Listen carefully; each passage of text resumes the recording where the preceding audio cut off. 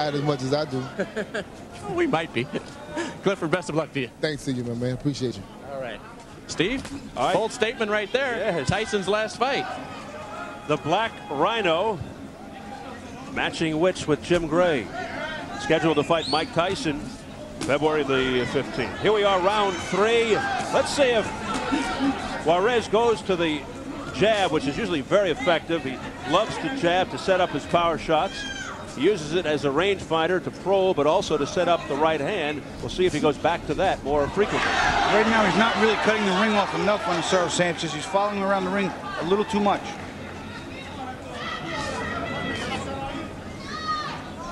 Acero Sanchez continues to fight from the outside wisely, and Juarez unable to get inside to work his magic.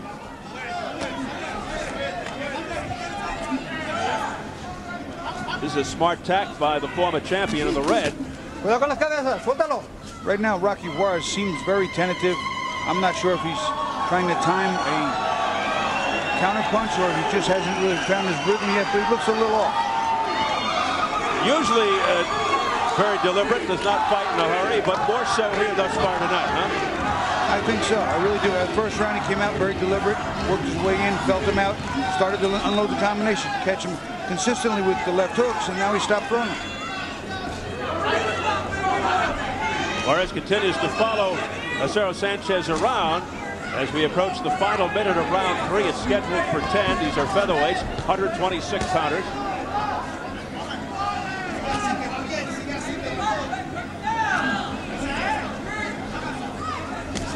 Up to now, Acero Sanchez using his guile and savvy from many years in the ring.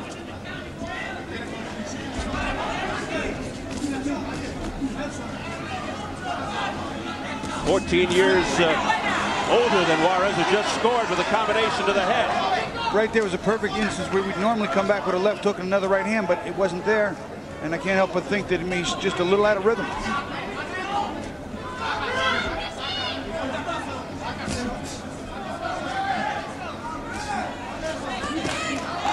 Acero Sanchez, 41-8-3 with 22 knockouts.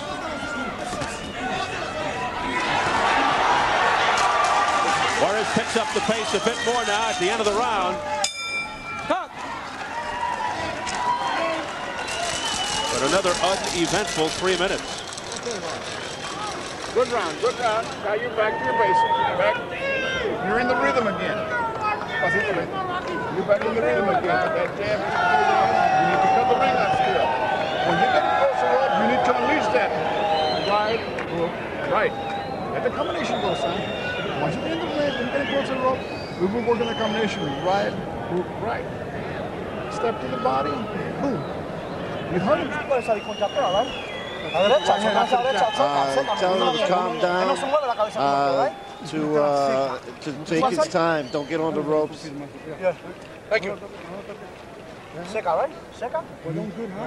Okay, he's looking good, he's moving beautiful.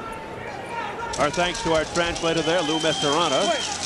You can hear Ray Ontiveros, Rocky Juarez's longtime trainer. He's trained Juarez since he was 13. He was pleased with the showing by Rocky. He says, "Rocky, you're getting into your rhythm now." And, well, there's no urgency in that corner, even though it seems like he's slower than usual. Just toward the end of the round, he started to pick up his rhythm, started to get the counter punches, work the body. But before that, he didn't seem like he was in his rhythm. Maybe the corner alluded to that earlier.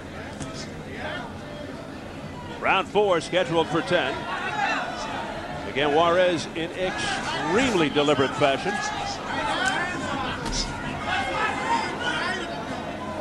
Trying to measure Acero Sanchez out.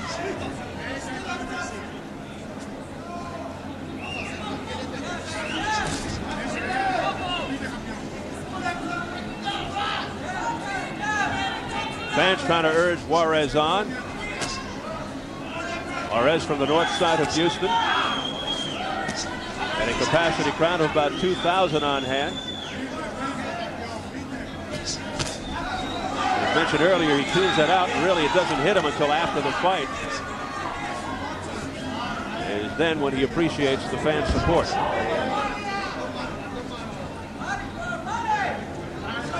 But right now, he's not giving them much to cheer about. And he's still continually following Acero Sanchez around. He's not really cutting the ring off. He's letting Acero Sanchez slide out to the left at will. There was another one and done with the overhand right by Juarez. Then followed up with a left hook to the body, and he's missing wildly there is Juarez.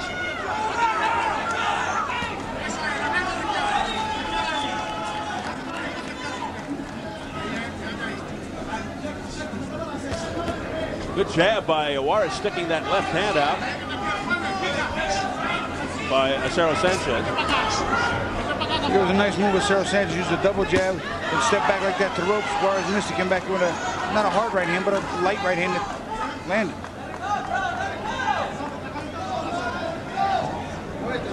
Juarez continues to follow Acero Sanchez around, but just not getting inside and scoring enough. He did there with a short right hand to the chin. So you notice Acero Sanchez throws 70% of his punch roll jabs. Here's a barrage by Juarez in his own corner. He's got Acero Sanchez up against the turnbuckle. Well, whatever he was looking for, he found it.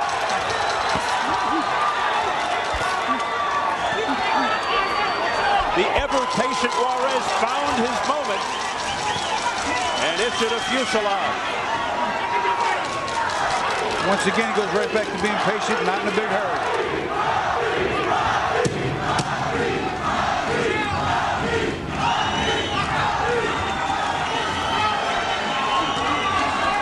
So a flurry by Juarez near the end of the round. Scoring effectively.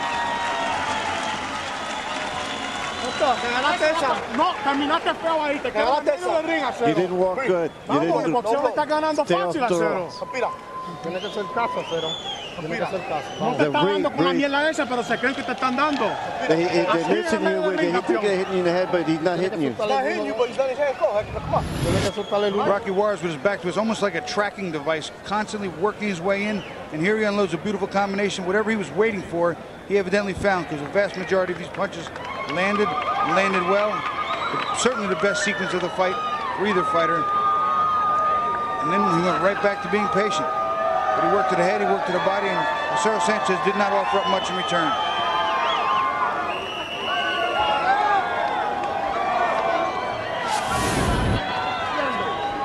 Hector Acero Sanchez, far from his prime when he beat Tracy Harris Patterson for the title, a split decision in 1994. He made 2 successful defenses before losing it to Daniel Zaragoza. He's been in there with 9 former world champions, and perhaps he's in there now with a future world champion in Rocky Juarez. Ricardo Rocky Juarez, Rocky not a nickname, it's actually his middle name. He was given that name in tribute to the great Rocky Marciano. So you knew as soon as he came out of the womb, he was destined for the sport of boxing.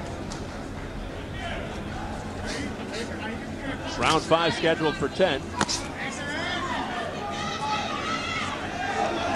Again, the very deliberate Rocky Juarez waiting for the opening. See, many times, as you can see, this is a little bit boring. There's a little bit of a low. It translates that way, but he's smart. He's waiting for a spot. When he picks it, he unloads.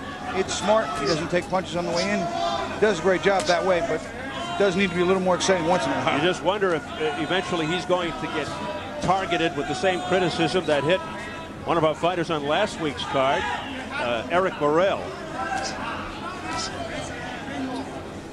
Got to give the public what they want. Yeah, I was just going to say, after all, the fans want to tune in to see some explosiveness.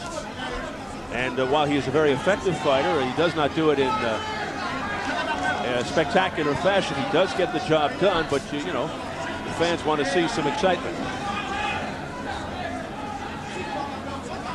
That's why they tune in. Oh, low blow there with the left hand. That was below the belt by Acero Sanchez, but Juarez plows on. The referee was standing directly behind Rocky, so he couldn't even see it. Juarez not the type to retaliate in fashion. He knows it was an accident. And he's very respectful of the former champion, Acero Sanchez.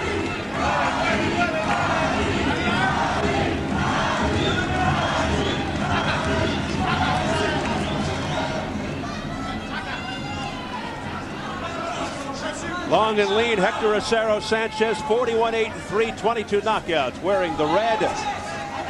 22-year-old Rocky Juarez, the 2000 U.S. Olympic silver medalist in the black, 12-0 with 9 KOs as a professional.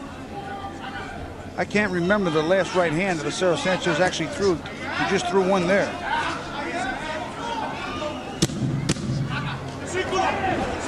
Juarez closing in on uncharted territory. He has never been past 6. He'll be heading into the 6 right here.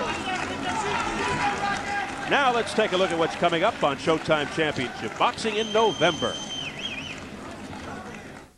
They were once world champions. 2 dominating forces in the 140-pound division.